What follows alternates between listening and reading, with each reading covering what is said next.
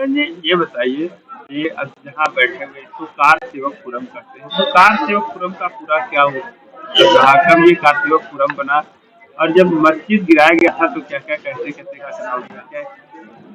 Car Sevakpuram जो बना है वो कार सेवकों के नाम पर बना है।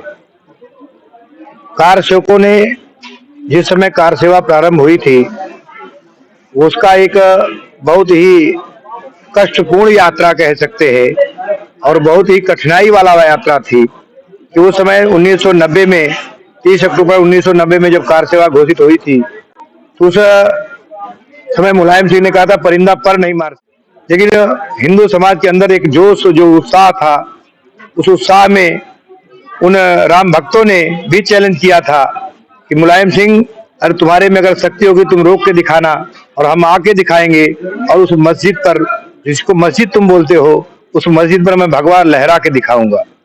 और ऐसे में वह सारे राम भक्त, सारे कार सेवक पूरे देश के कोने कोने से वह 1 महीना पहले ही खाने पीने का जो सामान था वो लेकर चल दिए कि मुलायम सिंह का जो फोर्स है वह पूरे प्रदेश के कोने कोने हर जिले में उन्होंने फोर्स लगाया है।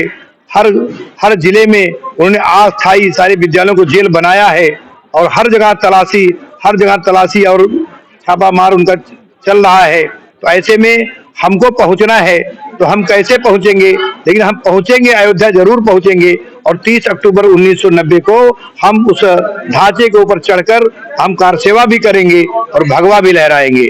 ऐसा एक मन बनाकर, एक संकल्प लेकर कार सेवक 1 महीना पहले वो चल दिए। जब वो चल दिए तो चलने के बाद क्या हुआ, कहीं भी बसें रोकी जाती थी, ट्रेनें रोकी जाती थी, जो भी कहीं टीका लगाया है, कोई गमछा लिया है, कोई राम नाम बोल रहा है, जय श्री राम बोल रहा है, कहीं भी कुछ भी शंका होता था कि यह कार सेवक हो सकता है, राम भक्त हो सकता है, तो वही ट्रेन से बस से उतार लिया जाता था। जैसे कोई आतंकवादी की तलाशी हो रही हो, आतंकवादी को जो है ढूंढा जा रहा हो, उस प्रकार से कार सेवकों को, राम भक्तों को ढूंढा जा रहा था। जो भी राम भक्त थे, जो भी ऐसे संगठन के लोग थे, सबको पकड़ पकड़ के जेल में बंद किया जा रहा था। तो जो राम भक्त जो अयोध्या आ रहे थे उनके साथ भी वैसे ही दुर्व्यवहार होता था। तो ऐसे में राम भक्त क्या कहे कि हमको अयोध्या जाना है, किसी भी कीमत में जाना है, हर मार्ग में फोर्स है, हर मार्ग पर तलाशी है, फिर भी हमको अयोध्या जाना है। तो उन्होंने अपना रास्ता स्वयं चयन किया। एक रास्ता चयन किया कि ये जो रेल की पटरी है ये अयोध्या जरूर पहुंचा देगी। दूसरा उन्होंने रास्ता तय किया कि ये सरयू माँ है, सरयू घाघरा जो नदी है, उस नदी का अगर हम किनारा पकड़ लेते हैं तो अयोध्या बिना फोर्स के रोके टोके हम वहां पहुंच जाएंगे। ये सारे किसकी रणनीति थी इस तरह की?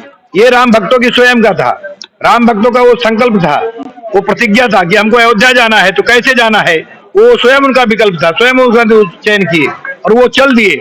और चल दिए तो चलने में तो चल तो दिए, दिन भर वो एक 200 मीटर 500 मीटर 200 मीटर दूर जो है वो खेतों में चल रहे हैं और रेलवे पटरी का सहारा लिया कि रेलवे पटरी है, सिर्फ 200 मीटर खेतों में चल रहे हैं।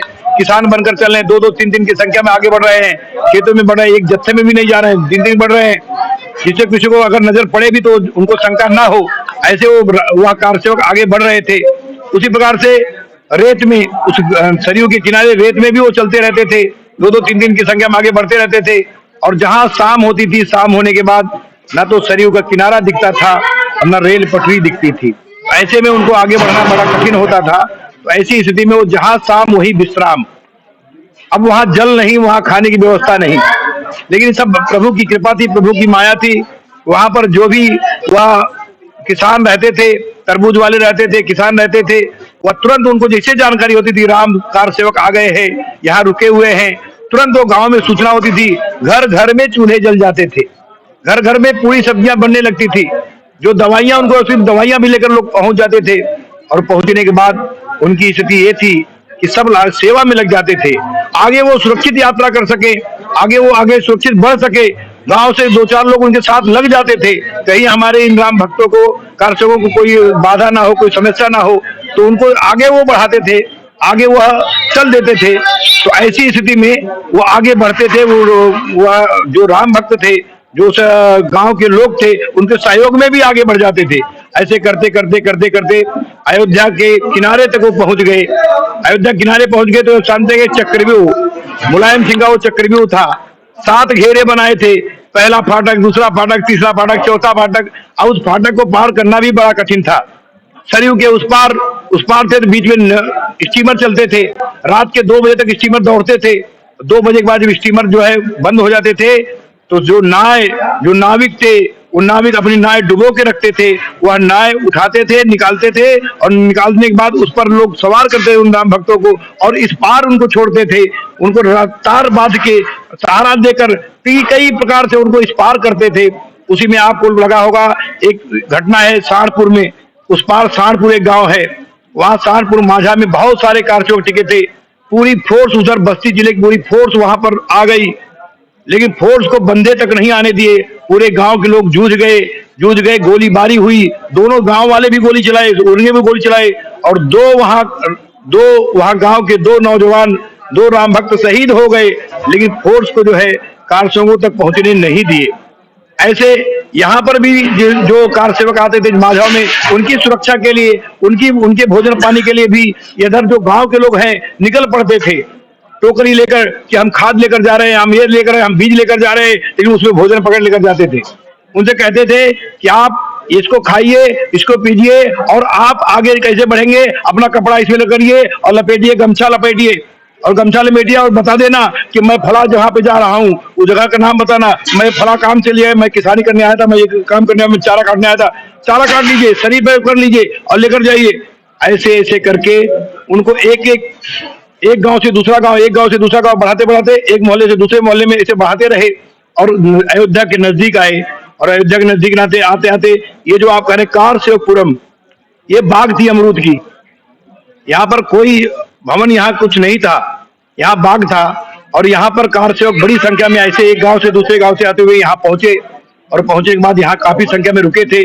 मैदान छावनी पर सभा होनी थी, सभा वहां जाना था, तो सारे राम भक्त यहाँ छिपे हुए थे और यहीं से वो निकल के मैदान छावनी से 4-5 सभाएं पूरे अयोध्या में 90 के समय में था, तो 5 सभाओं में वो सारे लोग गए जगह जगह, तो यहीं से निकल कर गए थे। तो ये हुआ कि जब यहीं से गए थे, बड़ी संख्या में आज छिपे हुए थे वह राम भक्त, वह कारसेवक, तो माननीय अशोक सिंघल जी ने कहा कि नहीं, इस स्थान को ले लो।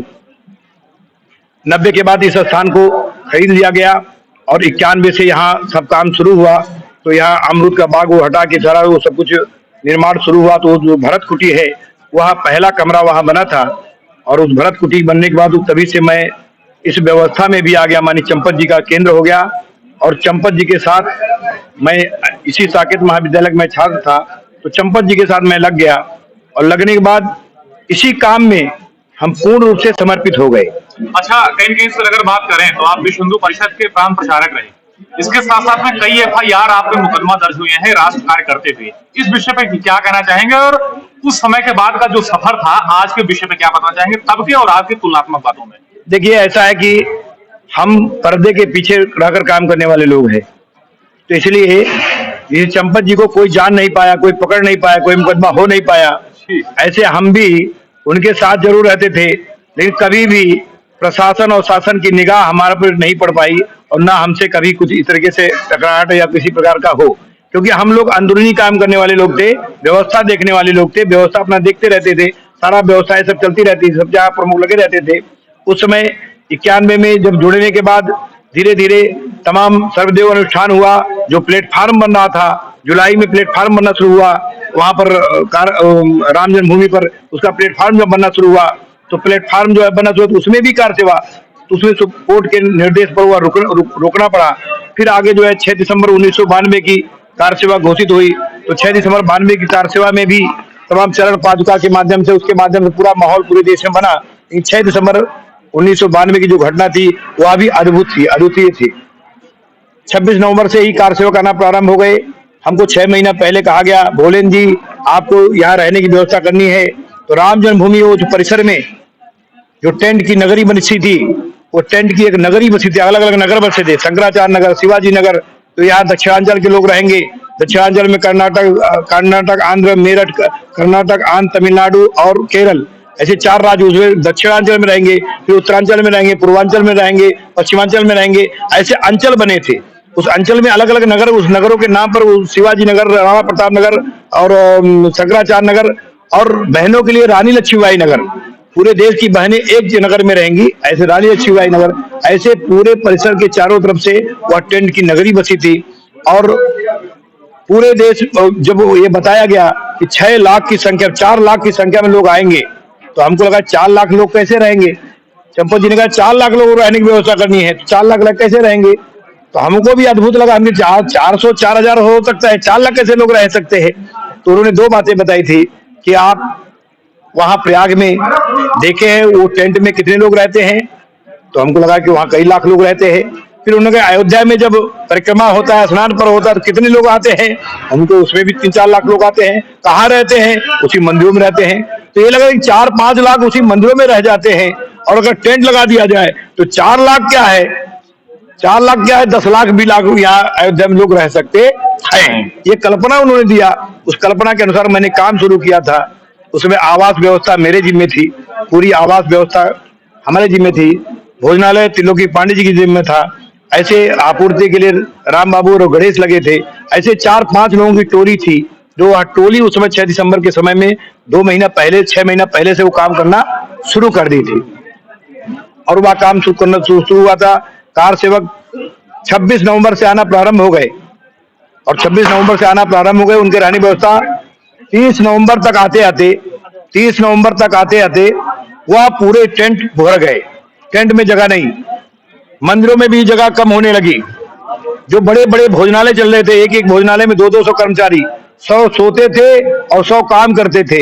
24 घंटे लाइन लगी रहती थी। वहां प्रसाद वितरण का काम 24 घंटे होता था, रुकता नहीं था। रात में भी पूरा चलता रहता था, दिन में भी चलता रहता था।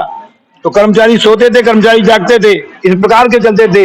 लगा कि भाई अगर ये संख्या ऐसे ही आती रही तो मान लीजिए ठंडक का समय है, वो 10 की जगह पर 20 रह लेंगे उस कक्ष में, सट के सो जाएंगे। लेकिन अगर खाने को नहीं मिलेगा तो फिर क्या होगा। तो ऐसी स्थिति में तुरंत 1 तारीख को सूचना हुई, आसपास के पूरे जिलों में सूचना हुई, घर घर फिर चूल्हे जल गए, जगह जगह पूरी रोटी पूरी सब्जी आने लगा, और आसपास के जिलों में सूचनाएं हो गई। गाड़ियां भर भर के पैकेट आने लगे, और पैकेट के ढेर लगने लगे, क्योंकि वहां भोजनालय में भी किसी भी होटल में भी खाने को व्यवस्था नहीं थी, वो सब उतनी संख्या में नहीं हो सकता था। तो ऐसे में वह ढेर लगने लगा। फिर खाने की व्यवस्था ऐसा मैनेजमेंट हुआ, पूरे आसपास के जिलों से, यहाँ तक दूसरे प्रदेशों से सूखा खाने का सूखा सामान ट्रक से ट्रक लद के आने लगे। मैंने किसी भी चीज का कमी नहीं रहा। जब सूचना हुआ तो राम भक्तों के रहने खाने की कोई कमी ना हो, इस दृष्टि से एक हुजूम हुआ, एक उत्साह दिखा। आज वही उत्साह, वही उमंग, और उससे ज्यादा, उस समय तो संघर्ष काल था, आज खुशियों का काल है। जब 6 दिसंबर आया था, उस दिन का बताइए, किस प्रकार उत्साह था और कैसे घटना 6 दिसंबर की जो उत्साह था उसको वर्णन करना बहुत ही आज की पीढ़ी जानना चाहती है कि उस समय 6 दिसंबर के समय में जब लोग आए, तो आने के बाद मैं बता रहा हूँ कि व्यवस्था नहीं थी।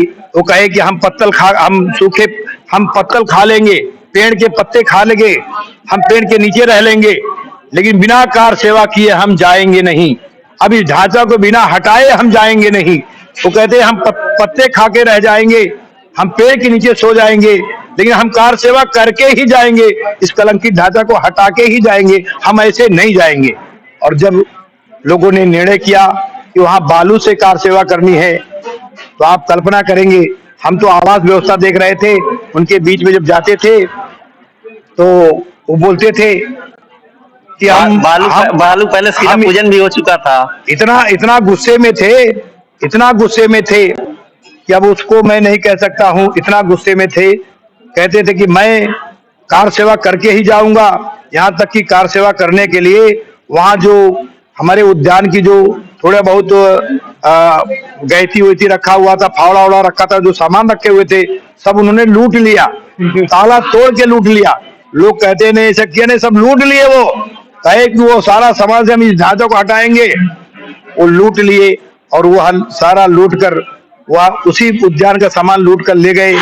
और आप कल्पना नहीं करेंगे कि चारों तरफ से वो लगाया गया था 6 दिसंबर के समय, वो चारों तरफ सुरक्षा भी लगी थी और भी लोग लगे थे। लेकिन जब बीच में बड़े बड़े जो कहीं वामदेव जी महाराज आ रहे हैं तो उनकी संख्या हुजूम आ रही है, कहीं सिंगल जी आ रहे हैं उनके, तो हुजूम जब अंदर जाता था प्लेटफॉर्म पूजा करने के लिए, उसी हुजूम के साथ कई हजार लोग उसके अंदर घुस जाते थे। धीरे धीरे वह जो दायरा है वो टूट गया, जब नियंत्रण से बाहर हो गया। जब बाहर हो गया तो जो बैरिकेड लगी थी, जो बांस लगा था, उसी बांसों को निकाल निकाल के सब कार सेवक, वो जो तार के जो कांटे लगे थे उसी कांटों पर रख रख के एकदम छलांग लगा के, जिसे हनुमान जी छलांग लगा रहे हो, छलांग लगा लगा के उसके ऊपर वो पहुंच गए और वह कार सेवा प्रारंभ कर दिए। कार सेवा जिस समय प्रारंभ किए वह इतना ही अद्भुत था कि आप कल्पना नहीं करेंगे कि वह ऐसे लटकते थे जैसे जैसे ऐसे कहते हैं आम, आम जो होते हैं ना एक दूसरे सटे हुए, एक दूसरे से पकड़े हुए आम ऐसे गुच्छा होता है, ऐसे एक दूसरे के किसी का उंगली किसी कपड़ा पहन के ऐसे लोग लटके हुए हैं। और एक छूटता था ऐसे गिरते थे नीचे, फिर छूटता था, तीसरा गिरता, चौथा गिरता था, और इतने गिरते थे आपको कल्पना नहीं होगी कि वह एकदम लाइन यहाँ उठाकर घायलों को लेकर जब निकलते थे तो पूरा जहां पर एक सरसों डालने पर भी वो एकदम बिल्कुल जगह नहीं होती थी। जैसे उनको घायलों को लेकर निकलते थे पूरा एकदम बिल्कुल जैसे किसी नदी में पत्थर मारने पर ऐसे पानी ऐसे घोल जाता है वैसे पूरा हो जाता था, और पीछे वो लेकर निकल जाते थे। वहां से आह्वान होता था कि देखिए कार सेवा नीचे से करिए, नीचे उतर रहिए, नीचे उतर रहिए, कार सेवा नीचे से करिए। कार सेवक उतरने के लिए तैयार नहीं। अंत में एक छोटा सा कहते हैं ना पड़ाका दगाना, भाई बम लग गया, बम लग गया, बम लग गया, पड़ाका दगाया गया। थोड़ा दगाने के बाद ये हुआ भाई नहीं नीचे आइए, आपको बम लग गया, वो गिर जाएगा, ऐसा कर जाएगा। उनको करने के लिए तब वो जाकर हटे, सब लोग नीचे जो थे उनको बुलाने लगे, नीचे आइए, नीचे आइए, नीचे आइए, अब ढांचा गिरने वाला, तब जाकर वह रुकना हुआ। और वह जो कार सेवक जो नीचे सब लगे सब कार सेवा करके उसको फिर वह धीरे धीरे, आप कल्पना तो उस समय हुआ जब वह जो ढांचा गिरा, एक एक ईंट क्या है, ढेला नहीं बचा उस समय, नारा लगा, ढेला नहीं बचा। वो ठीक है एक धक्का और दो, जब एक ढांचा गिरा तो एक धक्का और दो, माँ भारती वो सब नारा तो चल ही रहा था। सबसे बड़ा पूरा नारा क्या था? एक धक्का और दो, हाँ उसको जो है बाकी बचा तोड़ दो, जो भी वो नारा था वो चल रहा था।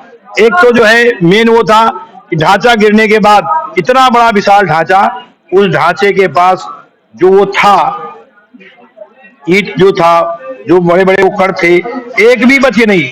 वो कहते हैं ना उसको एक एक कार सेवक सब लेकर गए, जिसको नहीं मिला वो ईंटा तोड़ के दूसरा ईंटा तो आधा बांट के ले लिए, एक नहीं छोड़े। वहां पर मिट्टी बची थी, उसी मिट्टी को हटाकर, उसमें बाबा सत्यनारायण जी थे, बड़े अच्छे कलाकार थे, पेंटिंग वो बनाते थे। वह जल्दी जल्दी कपड़ा उपड़ा ले आए, सारा वो सब किए। फिर हम लोग बल्लियां जो वहाँ बल्लियां इकट्ठा किए, वहाँ बल्लियां गाड़े। जो इधर आसपास ईंट था, ईंट को जो है एक आधा ईंट का जो है इसे हाथों से सीमेंट उमेंट लाकर जोड़कर हाथों से वह चबूतरा बनाए, वह सीढ़ियां बनाए, वह किए, और भगवान रामलला को वहाँ विराजमान कर दिए। ऐसा एक अद्भुत वहाँ अवसर था, अद्भुत समय था, अद्भुत संघर्ष था, और वह रामलला वहाँ विराजमान हो गए। बाकी सब कुछ घटना सबको मालूम है। फिर 2003 में खुदाई हुई, 2010 में हाईकोर्ट का निर्णय हुआ, फिर 2019 में पूरा निर्णय राम जन्मभूमि के पक्ष में आ गया। आज सब कुछ होने के बाद आज वहाँ भव्य मंदिर का लोकार्पण होने जा रहा है बाजू, इस पे क्या कहेंगे? आज जो हो रहा है वह उसके पीछे कोटि कोटि राम भक्तों का त्याग और समर्पण और बलिदान है। जैसे आज आरएसएस के बारे में कहते हैं कि आरएसएस आज दुनिया का सबसे बड़ा संगठन है, तो आरएसएस के इतना बड़ा संगठन के फलने फूलने के पीछे कितने हजारों लाखों लोगों का समर्पण है, त्याग है, सेवा है, निस्वार्थ भाव, कोई स्वार्थ नहीं। तो ऐसे ही आज जो एक उत्सव का पर्व दिख रहा है, ऐसे लाखों लाखों लोगों ने बलिदान दिया है, त्याग किया है, समर्पण किया है, सेवा किया है, लड़ाई लड़े हैं, तब आज जाकर यह जो आज देखने को मिल रहा है। अब कोई ऐसी गदने 76 बार लड़ाइयां हुई, 76 बार लड़ाइयां हुई हैं, लड़ाइयों में लाखों लाखों लोग मरे हैं, 3.5 लाख से ऊपर लोग का बलिदान को लिखित गस्टेड है, ऐसे लोग है वहां पर। तो ऐसे ये राम जन्मभूमि का जो वो है बलिदान, और वह समर्पण, वह सेवा, वह संघर्ष, वह सामान्य नहीं असामान्य है, ना ऐसा कभी हुआ है ना कभी होगा। इस प्रकार से आज जो है केवल राम जन्मभूमि का जो संघर्ष है वह संघर्ष अद्भुत था, अद्वितीय था। आज जो लोगों को एक अच्छा, आपको भी फीलिंग हो रही होगी, आप तो प्रेस वाले हैं, आपको भी एक अच्छा फीलिंग हो रही होगी कि आज एक सत्य और असत्य की लड़ाई में आज सत्य का विजय हुआ, धर्म की लड़ाई में आज धर्म का विजय हुआ है। लड़ाई हमारे सत्य असत्य की थी, धर्म की थी कि धर्म पे कौन है, धर्म भी कौन है। सत्य कौन है असत्य कौन है, सही कौन है झूठा कौन है। आज वह साबित हो गया कि हम सत्य पर थे, हम सही थे, हम धर्म पे थे और आज हम वह विजय पर्व मना रहे हैं। और वह जब कोई विजय होता है, एक छोटी सी विजय होती है किसी लड़ाई किसी संघर्ष में, कितनी परम अनुभूति होती है, कितनी खुशी होती है। जो खुशी उस समय होती हो, अब उस कल्पना करिए किसी लड़ाई को बड़े संघर्ष के बाद, बड़ी संघर्ष के बाद, बड़े समर्पण त्याग बलिदान के बाद जब उसमें आपको विजय मिलती है तो कैसा अनुभूति होती होगी, आप स्वयं उसको अनुभव कर सकते हैं। उसी प्रकार की अनुभूति आज संपूर्ण हिंदू समाज और राम भक्तों को हो रही है। जो खुशी आज इस रामलला के प्राण प्रतिष्ठा को होकर हो रही है वह अद्भुत है, वह अद्वितीय है। अब वह उसका वर्णन नहीं कर सकते हैं।